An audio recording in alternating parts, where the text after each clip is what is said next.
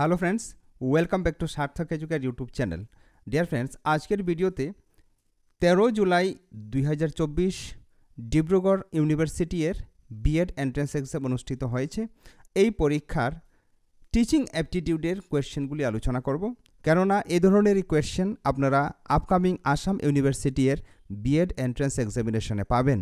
তাই ভিডিওকে আপনি প্লিজ শেষ পর্যন্ত মনোযোগ দিয়ে অবশ্যই দেখবেন। আর ভিডিও ভালো লাগলে ভিডিওকে লাইক করে আপনার প্রিয়জনদেরকে অবশ্যই শেয়ার করবেন। দেখুন, এখানে যে আপনি কোয়েশ্চেন নাম্বার দেখছেন, এটা হলো ডিব্রুগড় ইউনিভার্সিটি এর এন্ট্রান্স এক্সামিনেশনের কোয়েশ্চেন নাম্বার যেরকম ছিল ঠিক একইভাবে এখানে পুট করেছি। তো কোয়েশ্চেন নাম্বার 7 থেকে টিচিং অ্যাপটিটিউডের কোয়েশ্চেন জিজ্ঞাসা করা হয়েছিল।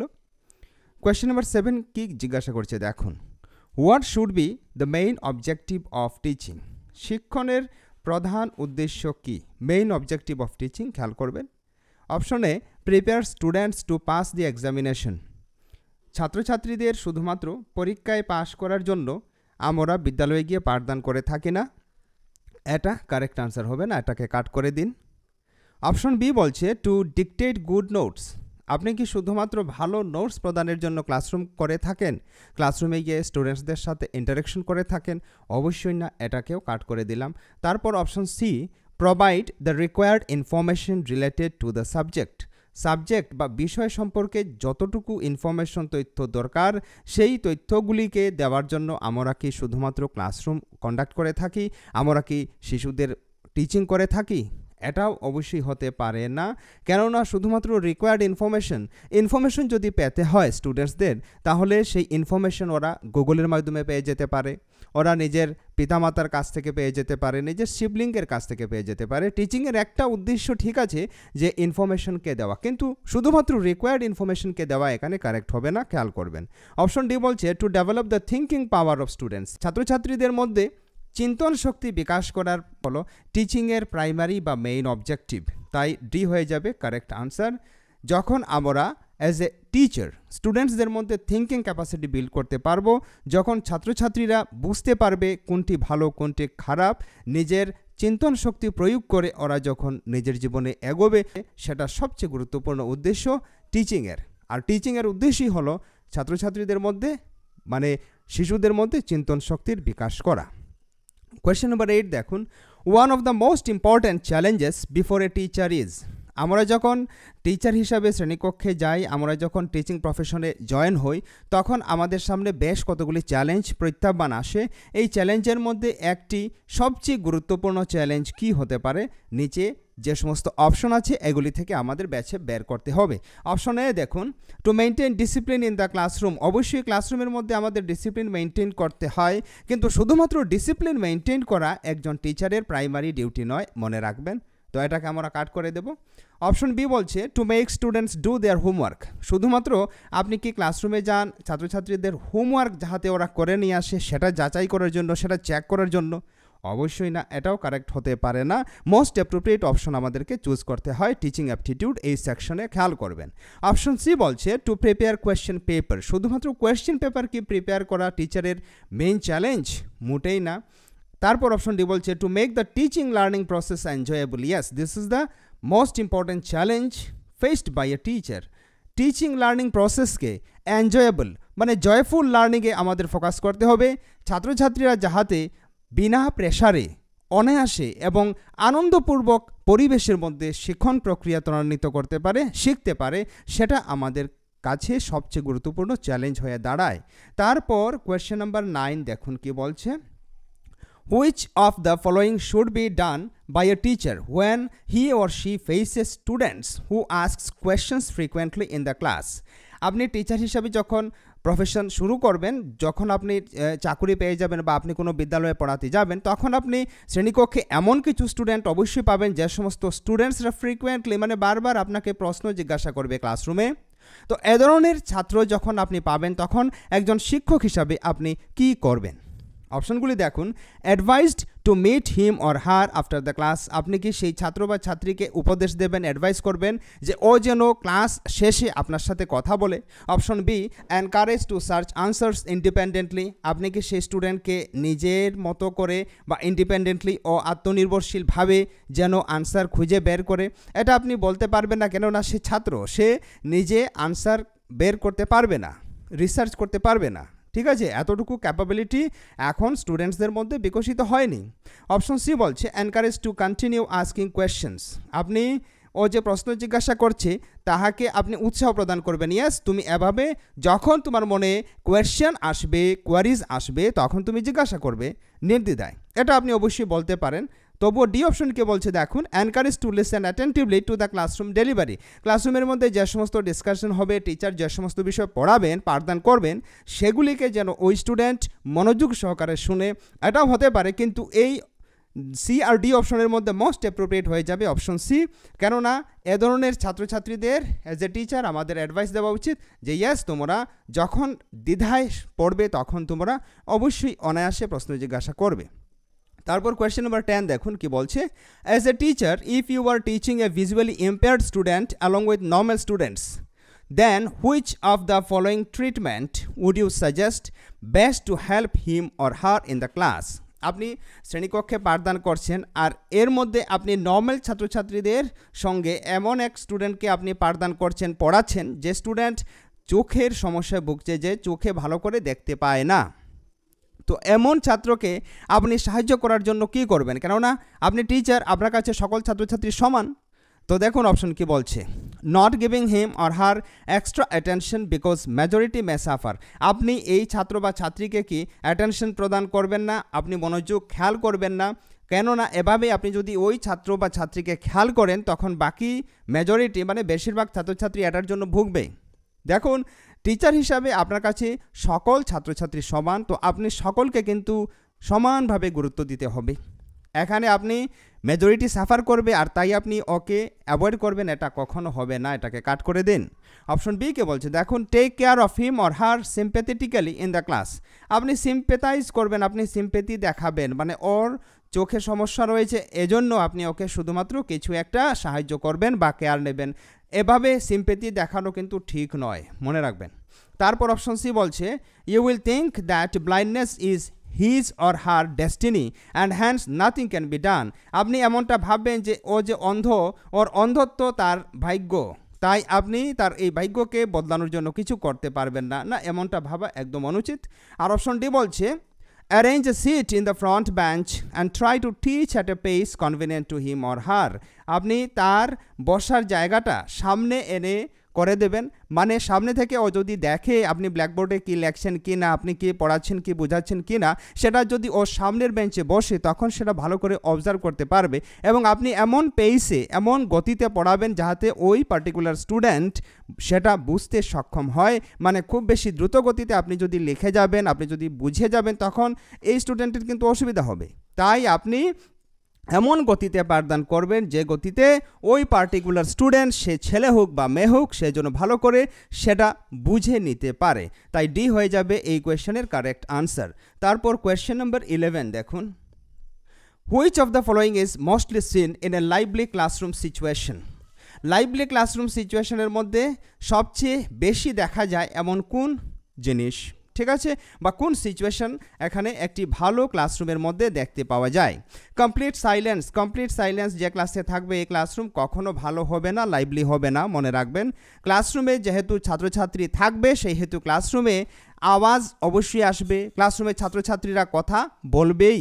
তারপর অপশন বি বলছে অকেশনাল রোয়ার্স অফ লাফটার, হাসির হট্টগোল আপনি শুনতে পাবেন। এভাবে যদি আপনি রোয়ার্স শুনতে পান, গর্জন শুনতে পান, তখন কিন্তু এটা ভালো ক্লাসরুম কখনো হতে পারে না। লাউড ডিসকাশন এবং স্টুডেন্টস, আপনি ছাত্রছাত্রীদের মধ্যে জোর করে কথা বলার, আলোচনা করার শব্দ শুনবেন।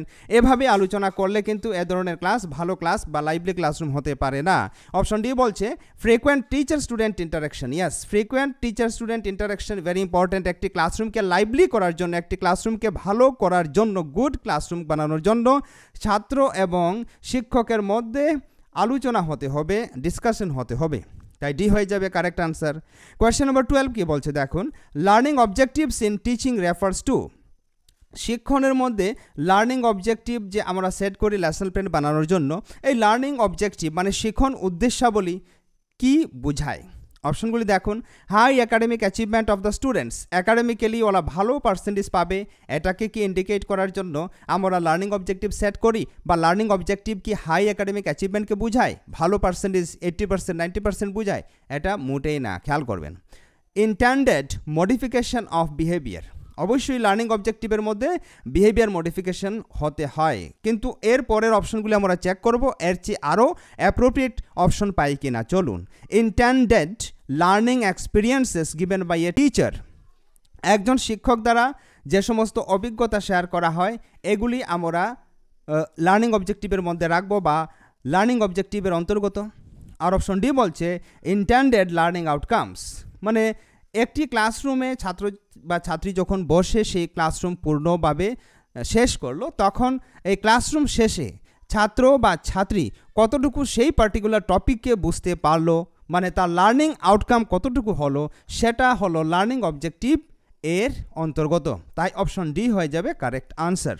আশা করি কী করে আনসার হলো আপনি বুঝতে পারলেন। এবার কোয়েশ্চেন নম্বর 13 কে বলছে দেখুন, the purpose of using reinforcement in teaching is. Reinforcement, দেখুন এক ছাত্র বা কোনো এক ছোট্ট শিশু যখন ভালো কিছু কাজ করে তখন আমরা কী করি, ওই পার্টিকুলার শিশুকে কোনো কিছু দান করে, কোনো কিছু দিয়ে ওই বিহেভিয়ার, ওই আচরণ ও যেন বারবার করে তার জন্য আমরা মোটিভেট করে থাকি। অ্যাজ ফর এক্সাম্পল, আপনি আপনার কোনো ছেলে বা মেয়েকে অ্যাডভাইস করলেন যে তুমি যদি এইচএসএলসিতে খুব ভালো নম্বর প্রাপ্ত করতে পারো 80% বা 90%, এ ধরনের আপনি টার্গেট দিয়ে দিলেন, তারপর আমি তোমায় আইফোন কিনে দেবো বা সাইকেল কিনে দেবো বা কম্পিউটার বা ল্যাপটপ কিনে দেবো, এ ধরনের আপনি যদি কোনো কথা বলেন, আর ওই ছাত্র বা ছাত্রী যখন সেই অ্যাচিভমেন্ট যা আপনি বলেছিলেন সেটা ও করে নেবে, তারপর আপনি যে ওকে যে ল্যাপটপ অথবা যে আইফোন যে প্রদান করবেন, এটা হবে তার জন্য রিইনফোর্সমেন্ট, বা এটাকে বাংলায় বলা হয় বলবর্ধক।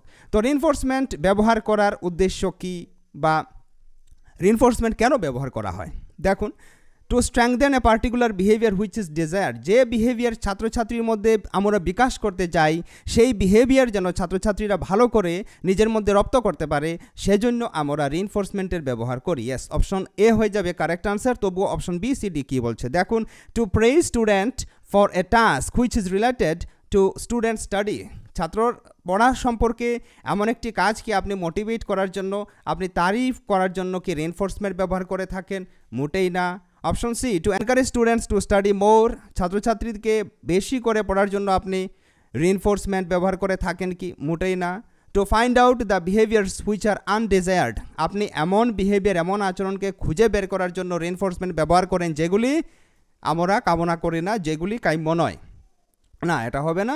তো কারেক্ট আনসার হবে অপশন এ। তারপর কোয়েশ্চেন নম্বর 14 দেখুন, in a classroom a teacher may ask a question to, একটি ক্লাসরুমের মধ্যে, শ্রেণীকক্ষের মধ্যে একজন শিক্ষক একটি প্রশ্ন জিজ্ঞাসা করতে পারেন। কেন? প্রথমে দেখুন 1 2 3 4 চারটি পয়েন্ট আছে, তারপর ABCD অপশন আছে। দেখুন পয়েন্টগুলি কি বলছে, ensure the engagement of the students and two proceed, আপনি ছাত্রছাত্রীরা ক্লাসে এঙ্গেজমেন্ট কতটুকু, ছাত্রছাত্রীদেরকে ক্লাসে এঙ্গেজ করার জন্য আমরা প্রশ্ন জিজ্ঞাসা করে থাকি, তারপর আমরা নেক্সট আমাদের যে টপিক ডিসকাশন সেটা শুরু করে থাকি। তারপর 2 বলছে identify a student who does not concentrate in teaching and two punish, এই দেখুন এখানে পানিশ আছে, এটাকে আপনি সঙ্গে সঙ্গে কাট করে দেবেন।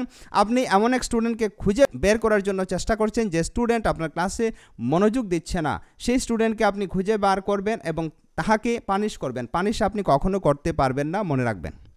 তারপর option 3, assess the achievement of his or her teaching and to reinforce, yes, আপনি তার অ্যাচিভমেন্ট ও কতটুকু বুঝতে পারছে কি না সেটাকে যাচাই করার জন্য অবশ্যই আপনি প্রশ্ন জিজ্ঞাসা করতে পারেন, এবং রিইনফোর্সমেন্ট বা রিইনফোর্স করার জন্য, ওকে মোটিভেট করার জন্য আপনি কোয়েশ্চেন জিজ্ঞাসা করতে পারেন। তারপর consolidate the learning of the students and to conclude, আপনি ছাত্রছাত্রীরা কতটুকু শিখতে পারছে, ছাত্রছাত্রীদের শিক্ষণ কতটুকু ভালো হচ্ছে সেটা যাচাই করার জন্য আপনি প্রশ্ন জিজ্ঞাসা করতে পারেন। তো আমরা পেলাম যে অপশন 1 এবং অপশন 3 4 এটা আমাদের করতে হয়। ক্লাসরুমের মধ্যে কোনো টিচার করে থাকেন, প্রশ্ন জিজ্ঞাসা করে থাকেন এই 1 3 4 এই পয়েন্টের জন্য।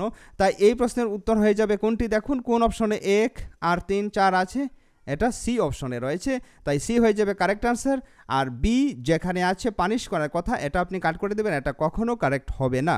তারপর দেখুন question number 15, in writing on a blackboard in a classroom a teacher needs to. আপনি শ্রেণীকক্ষে যখন ব্ল্যাকবোর্ড ব্যবহার করে ব্ল্যাকবোর্ডের মধ্যে কিছু লিখবেন, তখন আপনাকে কি কি বিষয় ফলো করতে হয় দেখুন। স্পিক অ্যালং উইথ রাইটিং, আপনি যা লিখবেন সেটা কিছুটা বলে বলে লিখবেন, ইয়েস এটা অবশ্যই করতে হয়। তারপর রাইট লেজিবলি, আপনি এমন কিছু লিখবেন না যে লেখা ছাত্রছাত্রীরা দেখে বুঝতে পারে না, আপনি পরিষ্কার স্পষ্টভাবে লিখবেন, ইয়েস এটা করতে হয়। Right everything what he speaks, teacher এখানে যে কিছু বলবেন সব কটা কিন্তু পয়েন্ট এখানে ব্ল্যাকবোর্ডের মধ্যে বা হোয়াইট বোর্ডের মধ্যে লিখতে হয় না, এটা আমরা কাট করে দেব। তারপর অপশন 4 বলছে stand in a place so that everyone can see the blackboard, আপনি এমন এক পজিশনে দাঁড়াবেন যে পজিশনে আপনি থাকাকালীন ছাত্রছাত্রীরা ব্ল্যাকবোর্ড ভালো করে দেখতে পারে, এটাও অবশ্যই করতে হয়। তো আমরা পেয়ে গেলাম যে অপশন 1, 2 আর 4 করতে হয়। তো 1 to 4 কোন অপশনে আছে দেখুন, 1 to 4 এই দেখুন অপশন সিতে রয়েছে 1 to 4। তো according to my opinion option C হয়ে যাবে কারেক্ট আনসার। আপনাদের মতামত কি আপনারা অবশ্যই কমেন্ট বক্সে আমাদের জানাতে পারেন। তারপর দেখুন কোয়েশ্চেন নাম্বার 16 কি বলছে, ইন অ্যান ইফেক্টিভ ক্লাসরুম, একটি প্রভাবশালী শ্রেণীকক্ষে কি হতে হয়। দেখুন অপশনগুলি কি বলছে, the students are in competition with one another to score more marks. দেখুন একটি প্রভাবশালী ক্লাসরুমে ছাত্রছাত্রীদের মধ্যে কম্পিটিশন থাকে না, কম্পিটিশন একটি নেগেটিভ ওয়ার্ড, খেয়াল করবেন। ছাত্রছাত্রীদের মধ্যে কোঅপারেশন থাকে, ছাত্রছাত্রীরা সকলে মিলে একসাথে শিখে থাকে, শিখন প্রক্রিয়া ত্বরান্বিত করে থাকে বা সংগঠিত করে থাকে। তো অপশন এ আমরা কাট করে দেব।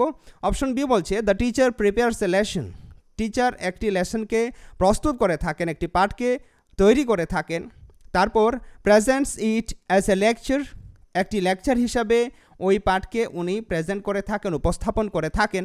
অ্যান্ড ডিসকারেজেস ডিসকাশন, এবং উনি ক্লাসরুমে ডিসকারেজ করে থাকেন, ডিসকাশনকে উনি এনকারেজ করেন না, উনি বাধা দেন। তো এটা হবে না, এটাকে কাট করে দিবেন, কেননা টিচারকে ডিসকাশনের মধ্যে সকল ছাত্রছাত্রীদেরকে এঙ্গেজ করতে হয়। এভাবে যদি একজন টিচার এঙ্গেজ করেন তখন সেই ক্লাসরুম ইফেক্টিভ হয়। তারপর অপশন সি বলছে দ্য টিচার এনকারেজেস ডিসকাশন, এখানে ডিসকাশন বা আলোচনাকে শিক্ষক এনকারেজ করছেন, উৎসাহ প্রদান করছেন। And makes connections with the students previous knowledge and background, এবং ছাত্রছাত্রীদের যে পুরাতন জ্ঞান সেটার সঙ্গে বর্তমান জ্ঞানকে উনি মেলাবার চেষ্টা করছেন, উনি মিলিয়ে ছাত্রছাত্রীদের ব্যাকগ্রাউন্ডকে সেটা জানার চেষ্টা করছেন। তো সি হয়ে যাবে মোস্ট অ্যাপ্রোপ্রিয়েট। তবুও ডি কি বলছে দেখুন, দ্য স্টুডেন্টস প্যাসিভলি ফলো, এখানে প্যাসিভলি ফলো করার কথা আছে, মানে এখানে স্টুডেন্টরা ক্লাসরুম ট্রানজ্যাকশনে অ্যাক্টিভলি পার্টিসিপেট করবে না, ওনা এক নিষ্ক্রিয় শ্রোতা হিসেবে শুধুমাত্র শ্রবণ করবে। তো এটা হবে না। Active participation of students is very important in a lively or effective classroom. Therefore, option C is the correct answer. Friends, আজকের ভিডিও এ পর্যন্তই। এ ধরনের আরও ভিডিও পেতে আপনি আমাদের সাথে অবশ্যই থাকবেন। That is the end of today's video. Thank you so much.